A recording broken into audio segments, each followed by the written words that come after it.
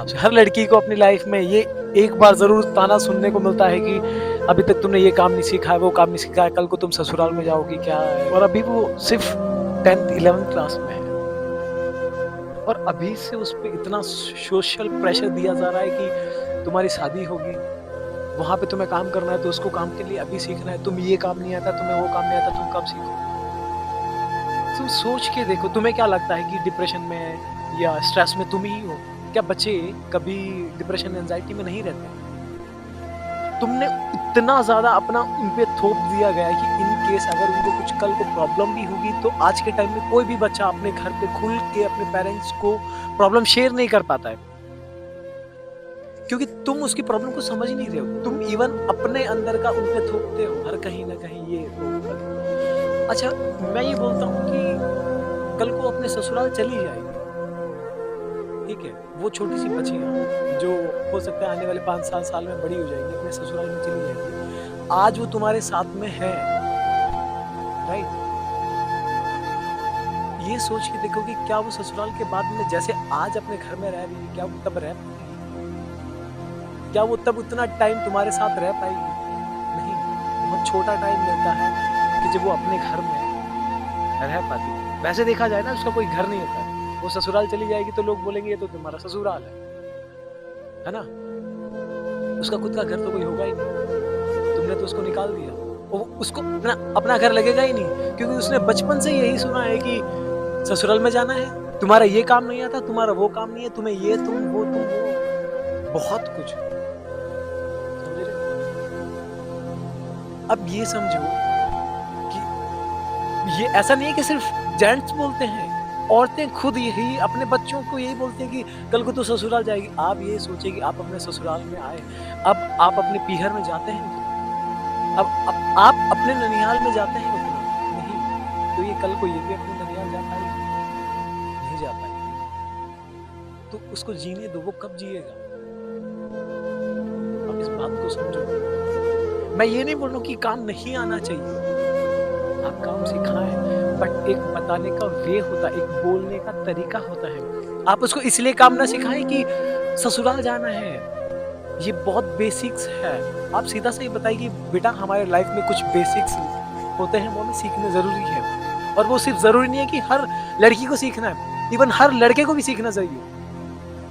खाना लड़का नहीं खाता है, खाता है। तो सिर्फ़ खाना बनाना लड़की ही क्यों सीखे हर बार? क्या लड़के की ज़िंदगी में कभी ज़रूरत नहीं पड़ती कि वो खाना बनाए?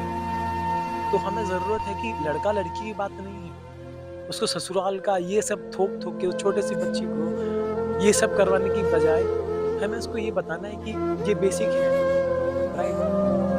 और बहुत प्यार से, बहुत पोलाइट से सिखाना है कि ये खाना बनाना ऐसे-ऐसे बनाते हैं और ये बनाना आना चाहिए कि कल को इंडिपेंडेंट, कल को तुम्हारी फ्रीडम के लिए तुम्हें तुम्हें किसी पे डिपेंड नहीं रहना पड़े, राइट? और अगर आप इस इंटेंशन से सिखाते हैं तो आप फिर ये मैटर नहीं करता कि आप लड़की को सिखा रहे हैं, लड़के को सिखा रहे हैं, क्योंकि एक लड़की को जितना फ्रीडम, इंडिपेंडेंट होना ज़रूरी है, उतना ही एक लड़के को है।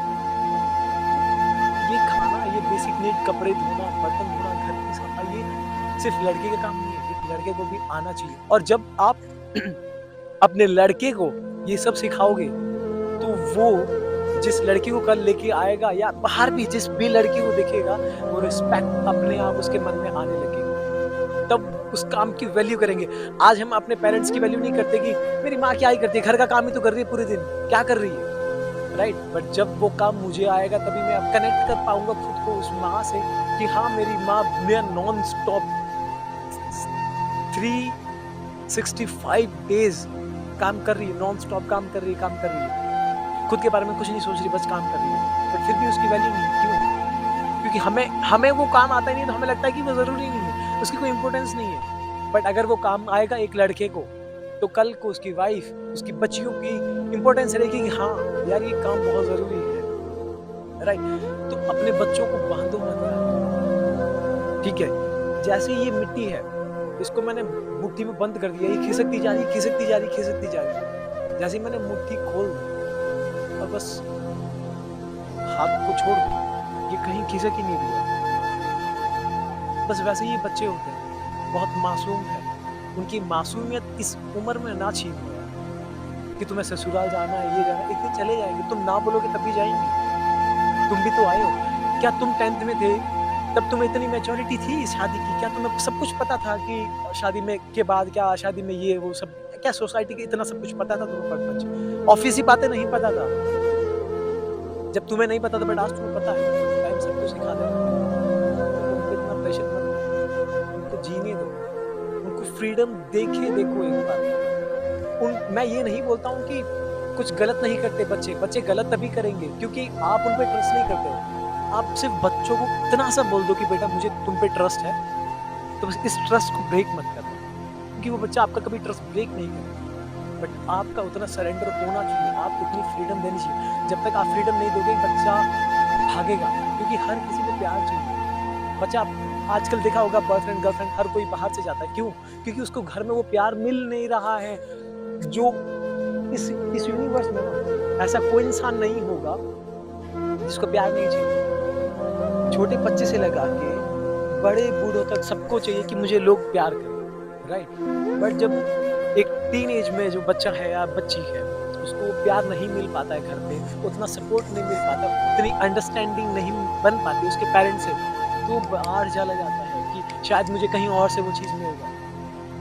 बट जब आप वही चीज़ आप उसकी नीड को पूरा कर दोगे, तो वो आपको छोड़ के कभी जाएगा ही नहीं। अच्छा, आप ये बोलते हैं कि ससुराल जाना है, ये काम नहीं कर रही, वो काम नहीं कर रही, आप उतना प्रेशर दे रहे हो, फिर भी आप चाहते हो कि वो बच्चा आपसे उतना ही प्यार करता रहे, कैसे करेगा? जबकि आप उतना दूर कर रहे हो, जितना आप ये सब बोल-बोल के आप और उसके बीच में एक वॉल क्रिएट कर रहे हो। सो हमें वॉल क्रिएट नहीं करना है, उसके साथ कनेक्ट करना है, एक होना है, उसको समझना है, फ़ील करना है। उसके साथ एटलीस्ट इतना तो ओपन हो कि कल को बाहर की दुनिया में उसके साथ कोई प्रॉब्लम होती है, कोई कुछ भी बोलता है, उसको आके आराम से खुले दिल से आपको बता सके। और ये काम सिर्फ़ पेरेंट्स का या रिलेटिव्स का नहीं है, इवन एक लड़का है, उसको भी एटलीस्ट आपके जो भी फ्रेंड्स भी हैं सिर्फ़ लड़कियाँ, तो मेरी उनसे प्लीज़ रिक्वेस्ट है कि आप उनके साथ इतना खुल के रहें कि एटलीस्ट कल को उनके साथ कोई भी प्रॉब्लम होती है, क्योंकि हर रोज़ हम न्यूज़ में कई न्यूज़ ऐसे सुनते हैं,